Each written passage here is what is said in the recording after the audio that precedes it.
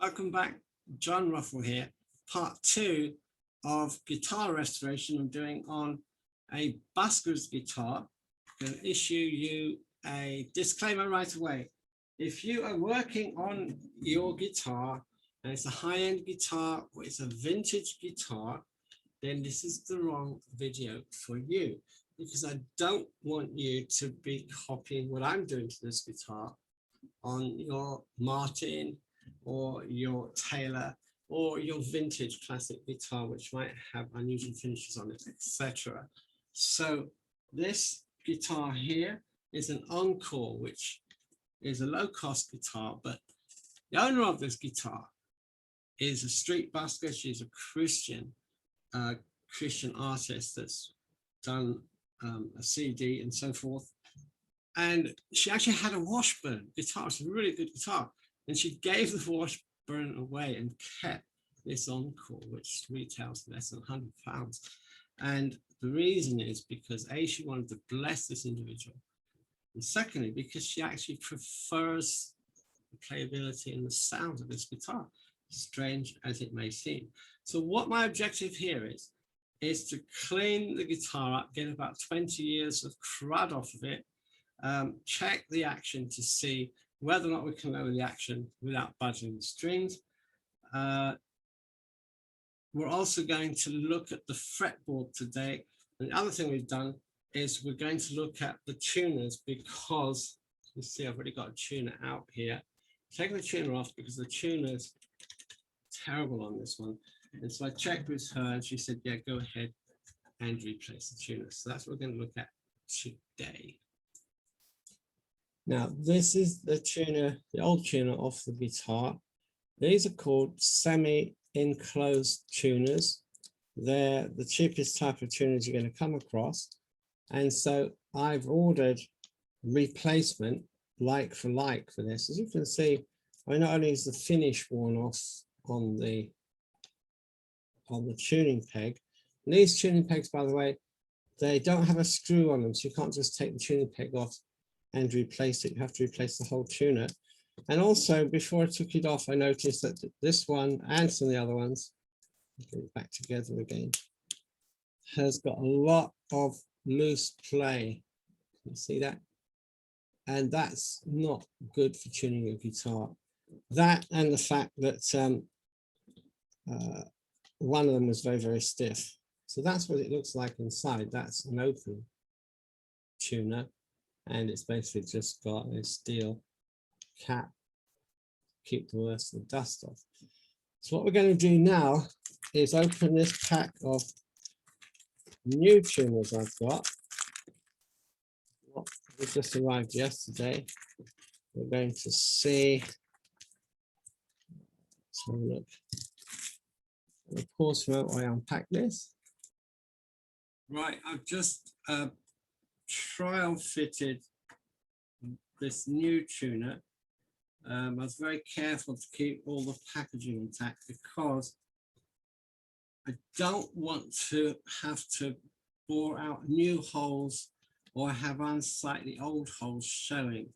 And if you're careful when you order online and check the measurements if you possibly can, you can usually get tuning heads that will fit exact replacement. It doesn't have to be the same brand. These one cost £10 on Amazon, not including the postage.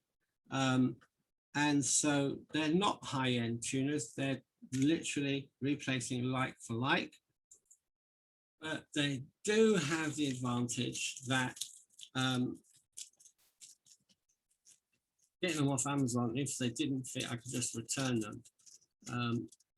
And they have the advantage that they've got nice knobs on them, and they're actually a little bit of an upgrade because you can remove the knobs and replace them if needs be. I don't know if that's plastic or metal. Pretty sure they're plastic knobs, so they will wear again, but of course the rest of it is metal. For £10, not bad upgrade to the guitar to restore it back to really its original condition.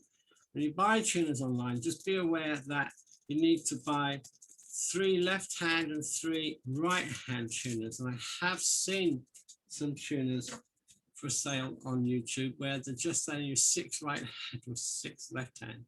And that's no good to anybody whatsoever unless you are doing loads of guitars and that's what you need. So just bear that in mind.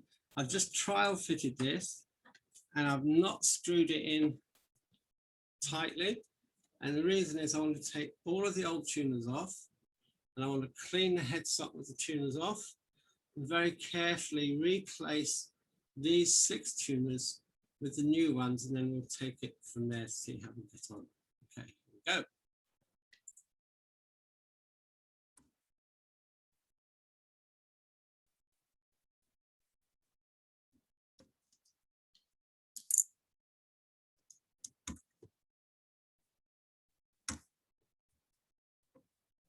That's one side of the tuners off.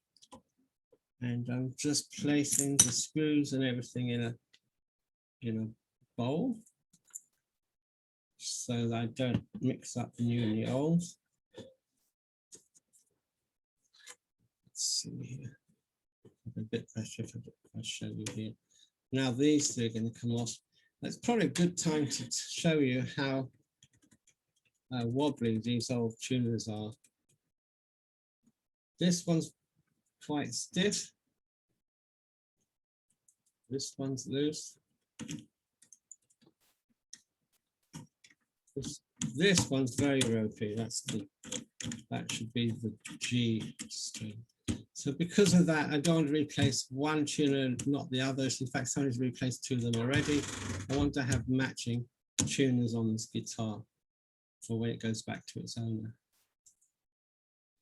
Here's the last tuner coming off. And this gives us a perfect once in a lifetime opportunity of the guitar to clean the back of the headstock and polish it. As you can see, it could really use a bit of cleaning and polishing and settling. The front, you'll see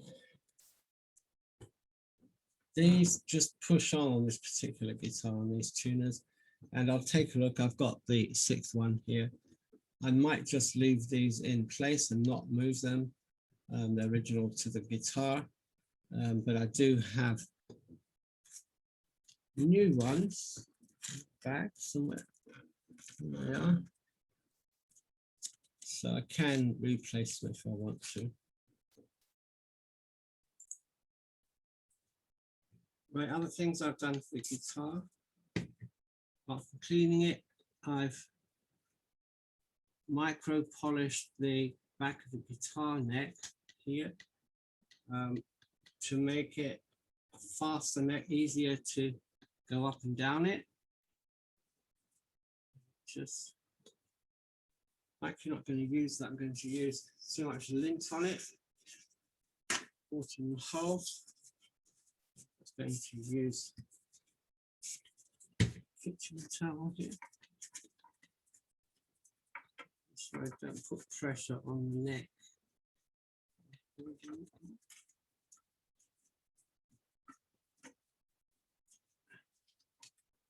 Probably about good enough, to be honest with you. One thing I'm going to do with these new tuners,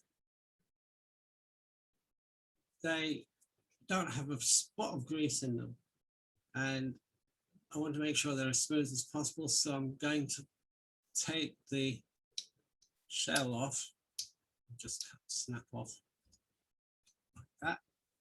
And these are the new tuners. I'm going to put some grease in there before I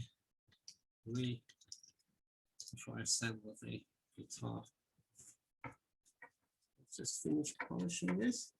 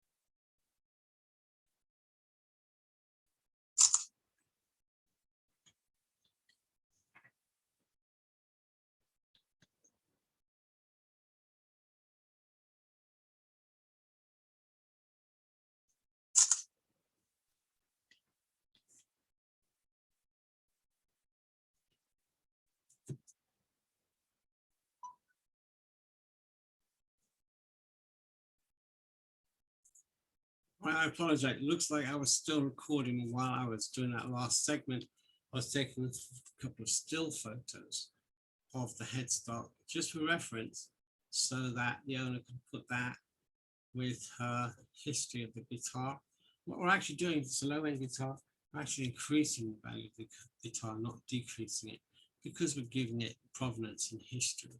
Okay, now, since I messed up that last segment, I'm just going to close the segment with something extra, and that is how to recondition a fretboard. Here goes. Okay, what you need to do is use nothing coarser than a 0000 steel wool. So that's the finest steel wool you can get. And before I went on camera, I already refinished this first fret, and if you, I don't know if you can hear it. Where's my microphone?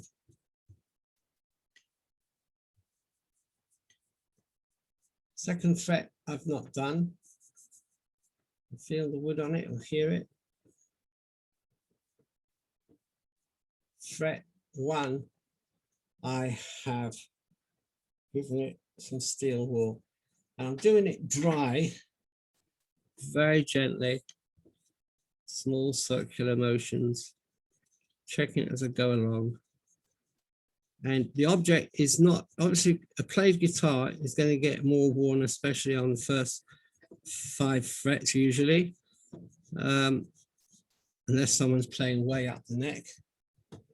And so as a result of that, you're not trying to get rid of all the finger indentations, you're just trying to smooth it out and clean it.